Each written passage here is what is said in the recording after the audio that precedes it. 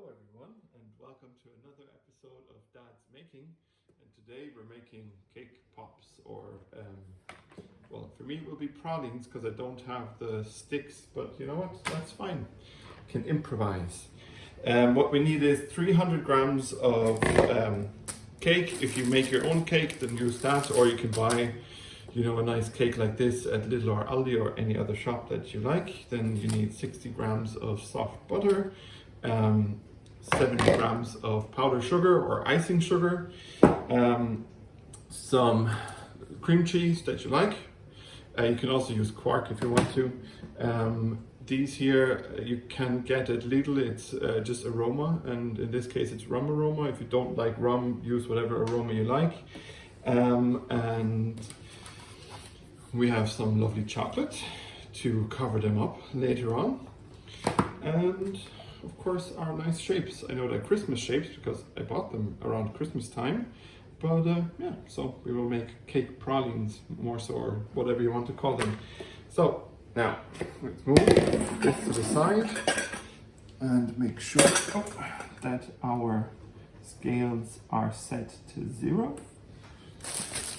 And take our cake. Now this is a hazelnut cake, but if you want to take any kind of cake like that, if it's chocolate or vanilla or whatever, that's absolutely fine. You can go nuts with the flavors. So let's see how much we have here. That's 200. So we'll need another 100 roughly. So yeah, it's a bit much, but a bit more than we need. So I'll just half that again and put it back, because maybe I want to do a second batch, or maybe I will eat it, or my lovely assistant will eat it. So, okay, so we have 300 of our cake. So now what we need to do is mix all our other ingredients together. So 140 grams of our lovely cream cheese. This is 200, so we'll leave a little bit in there. And if we make a mess on the table, that's fine. We clean the table so we can make a mess and then clean it again, as always.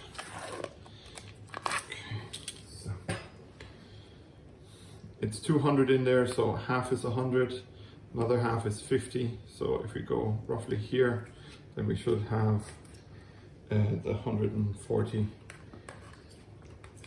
grams of cream cheese in there, and the rest we can put on a nice sandwich or so later.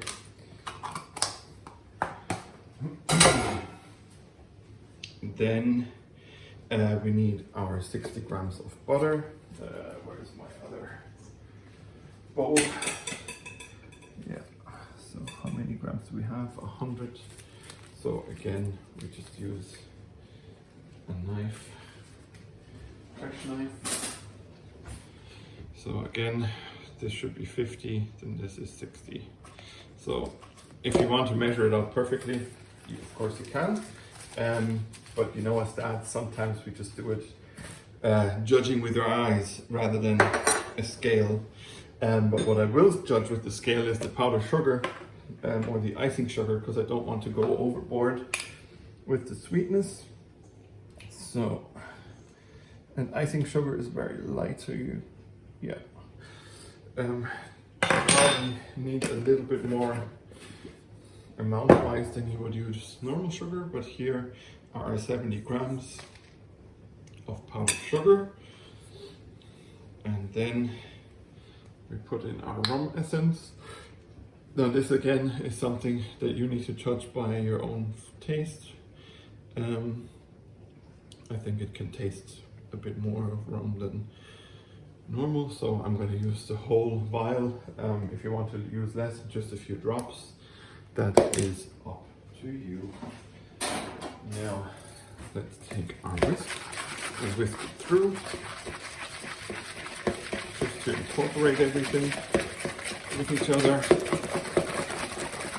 And if your butter is soft, this will happen. If your butter is not soft enough, like there, shoot, okay, I'll pick that up in a moment, then it will stay in your whisk like this one is, but that's fine. You can always just put it into the microwave for a minute or two.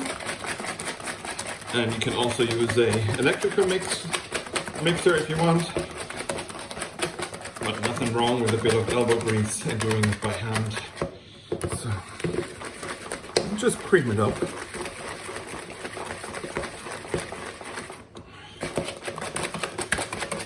Make sure that there are no big lumps of butter in there, so that you have a nice mass.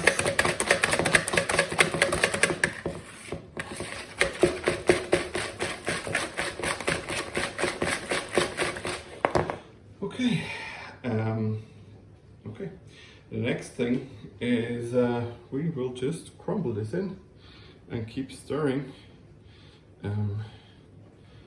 Crumble small because you do want a mass, or as small as you can, and then mix it through. If you use your own cake, perfect. Why not? You know, you never know if you have leftover birthday cake, or if you made it with Victoria sponge and people didn't eat all of it. What you wanted to do something nice for them, then you can always crumble it up like this. If it gets stuck in your whisk, then you just push it out again. That's fine. So,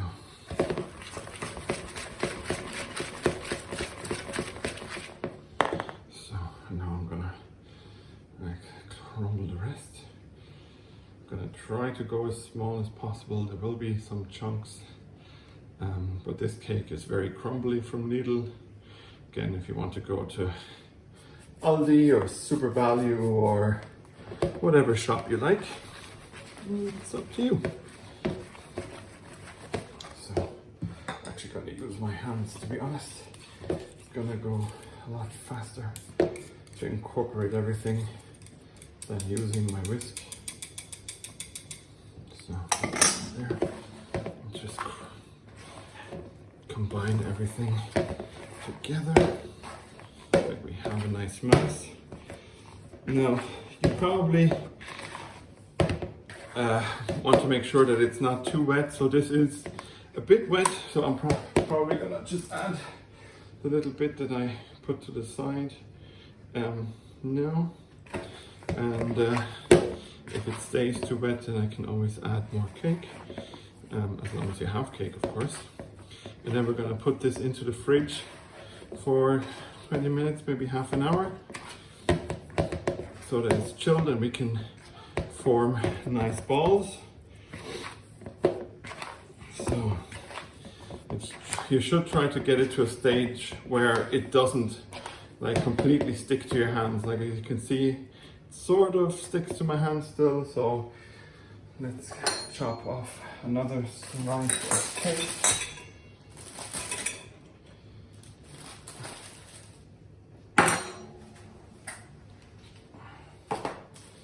Crumble it in. You shouldn't use any flour because it'll just taste weird. So yeah, now we're at a good consistency where it's still wet-ish and kind of sticks, but not too much. Okay, so I will put this into the fridge now for 20 minutes. And then we will add it to our lovely shapes. So I'll see you again in the blink of an eye or a snap. Well, my hand's full of cake, so snapping doesn't really work, but in a moment, be right back. As you can see, we have our mixture in here. It's been chilled now for half an hour, so it has a fairly good consistency and it's not sticking to my hands. And all you do now is take your form, press it in, see that it's not too much on this side, but you want to leave a little bit more, so when you add them together, the forms actually hit, and you form more balls. And you press that in, take enough off. And basically you continue like that, and then we add this together, and I'll show you how that works in just a second. So, as you can see, I filled all my chambers except for one because I ran out of dough, but that's okay. All that's left to do now is combine our two sides with each other, which is a tiny bit awkward, but because this is made for cake pops, it has a nice lip that you just pop this into, and then we give it all a light press to make sure, number one, that they're all stuck together, but also so that they combine properly. So, as you can see here, so perfect. If I had the cake pop sticks, then of course you can see all the little holes here. Just pop your stick in and you're golden. I'm not gonna do pops in that way. I'm gonna just you know, cover these, and then it'll be like little shaped pralines of cake. And all we need for that is our lovely chocolate that you can see here. I used salted caramel one because I thought it'll give it another flavor kick. You can use any chocolate that you want, but always look at the percentage. The higher the percentage, the better. If you buy cheap chocolate, all you're doing is making a brown caramel that won't do the trick. So spend the few cents more for good chocolate, and you know, everyone will notice the difference. So, but for that, I will be right back. And we're back in a snap. So I've put this actually into the freezer for a few minutes, just to make sure that everything kind of works out. Like, I hope that everything works out. So let's try to get these off as good as possible. Not all will, of course, work out, but some will, and that's cool. Maybe I should have left them longer in the freezer, huh? Did I say microwave? I meant freezer. Why would I say microwave? That's okay. They break.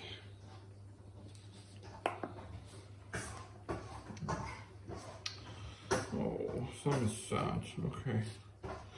Some are breaking. That's okay. Okay, let's see. And if not all of them are sticking together, that is fine too. Then we will make half ones, or we will get them to stick together using the chocolate. So now let's try to get all of them sort of out. And yeah, I only left them in like half an hour into the freezer. Probably should have left them in longer, but you know what, we're going with it now. We're going with what we have.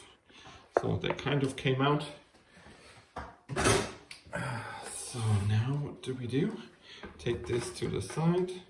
We pop out our circle here. Take this.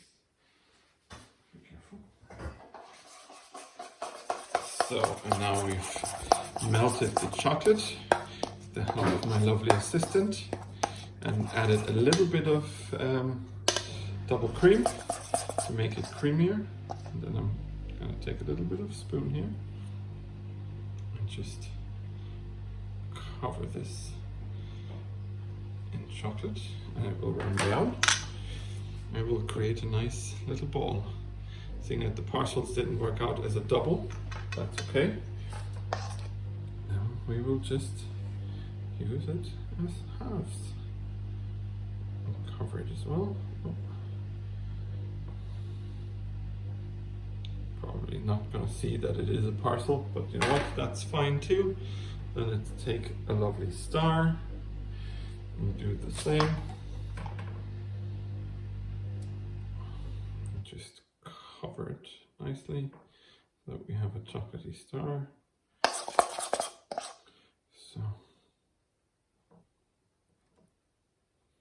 it's okay. So, and a Christmas tree as well.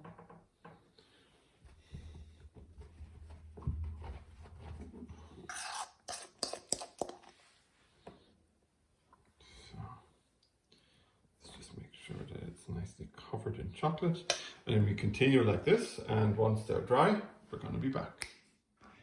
And here we are. This is the finished result. I still need to buy a little bit more chocolate to cover the rest. Basically what you need to do when you cover it, and there are some gaps, but you know what, the gaps I don't mind. Cover one side, like depending on how liquid your chocolate is, depending on how liquid your chocolate is, you know, it can cover all of it. I added a bit of double cream, so it was more of a ganache. So that's why I covered like one half, like you can see here, but it wasn't running enough to cover the bottom. So I put it on the side and then once it was dry, and then do a second round. So that I will do, but I've had a taste already and they are pretty yummy. So I hope you guys had as much fun watching and maybe making these as I had.